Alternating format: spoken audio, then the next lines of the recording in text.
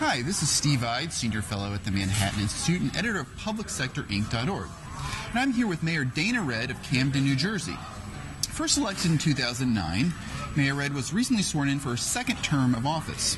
Before becoming mayor, she was in the New Jersey State Senate and also served on the Camden City Council and Housing Authority. It has been a highly eventful mayoralty for Mayor Redd, but her willingness to take tough decisions, especially regarding the operations of the Camden Police Department and public schools, and more generally deal with the fallout from the financial crisis and recessions, has earned her high praise from Philadelphia Mayor Michael Nutter and many other experts in urban policy. Mayor Redd, thanks so much for taking the time to talk to Public Sector. Thank you for having me, Steve. So we're very interested in this issue of fiscal distress, about how cities like Detroit, Scranton, Pennsylvania, Newark are struggling to both keep their budgets balanced while also continue to provide basic services for city residents. How is your administration dealing with it? What's your approach to fiscal distress? Well, coming into office in 2010, we were faced with a severe budget crisis, much like the state of New Jersey. I think when Governor Christie took over, it was $2 billion for the fiscal 09 budget. For us, it was about $8 million. We were able to, look at our services and streamline the way we were doing business, but still looking for ways to increase efficiencies. And so while we had to do cost cutting in year one, year two also represented a significant challenge of $26.8 million in a deficit, unfortunately, which led to a layoff.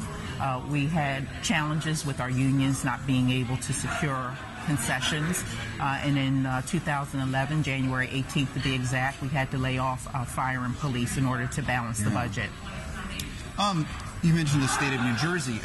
State interventions, increased state oversight, we're seeing a lot of that with fiscal distress across the U.S. Can you explain a little bit what the state of New Jersey's current role is in Camden? Sure. Well, starting in 2001, Camden was under a recovery bill known as the Municipal Rehabilitation and Economic Recovery Act.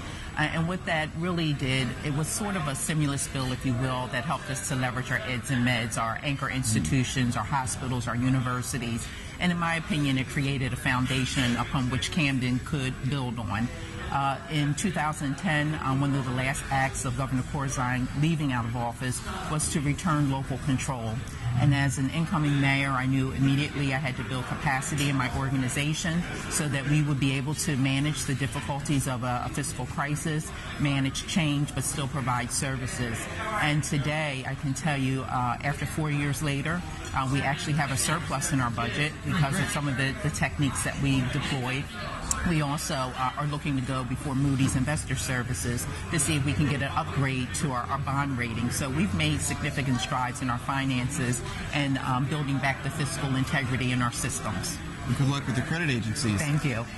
Another issue that we focus on a lot is this issue of crowd out, about how certain costs, especially related to pensions and healthcare costs, continue to rise at a rate above revenues, squeezing out space and budgets for services.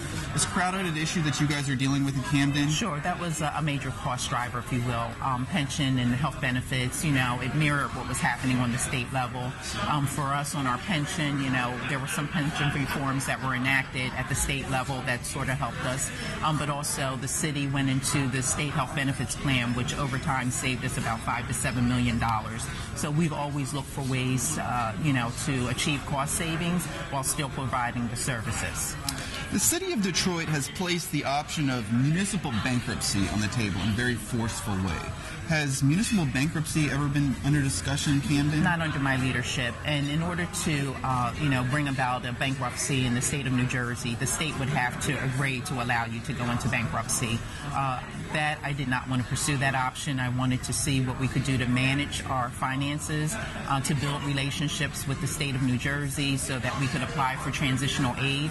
I'm proud to say that, in my first year of being a mayor, we received $69 million in transitional aid. Today, we're down to $15.5 million in transitional aid, but we're still able to balance our budget and provide the outward-facing services to our residents.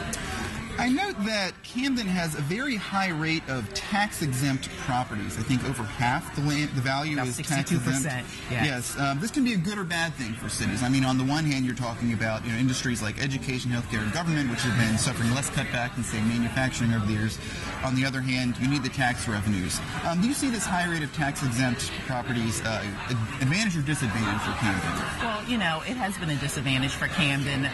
What we tried to do, our finance department, was scrub our pilots and try to negotiate market rate pilots so that we could get more money into our municipal budget. To some degree, we've been successful, but we've also looked to bring ratables to the city of Camden.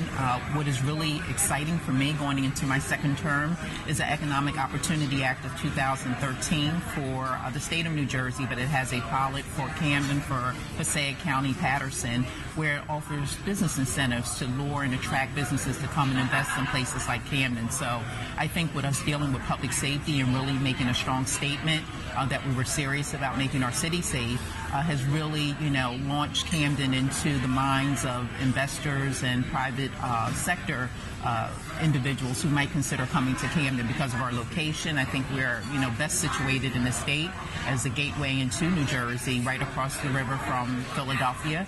We have much to offer with our eds and meds, and we certainly, have a transportation system that links us to Philadelphia as well as New York.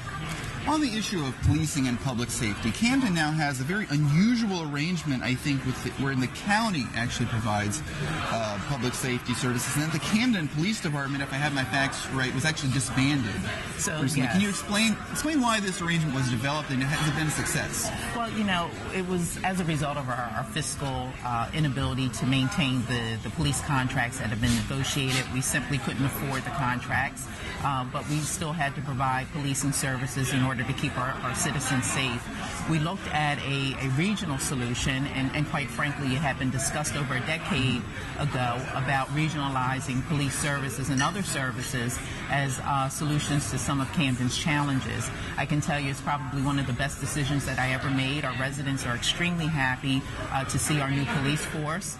We were able to take over 155 of the former Camden City police officers, those that applied, and we're up to close to 390 police officers that are now deployed throughout our communities, walking the beats, interacting with our residents and our youth, and we look forward to the day that we'll be at 411. And we were able to do that through some cost containment, negotiating out some of the, the shift differentials and some of the other perks that were embedded in the contract. And with those savings, we used to hire more police officers.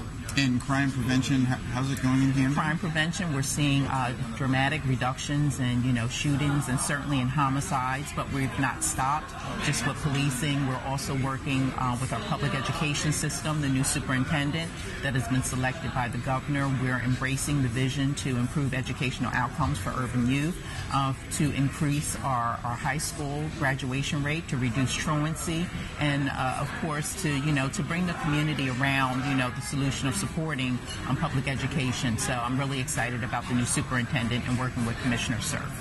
Well, that's all I had for now. Thank you so much for taking the time to talk this up. And great luck with all your initiatives. Thank you so much. Okay.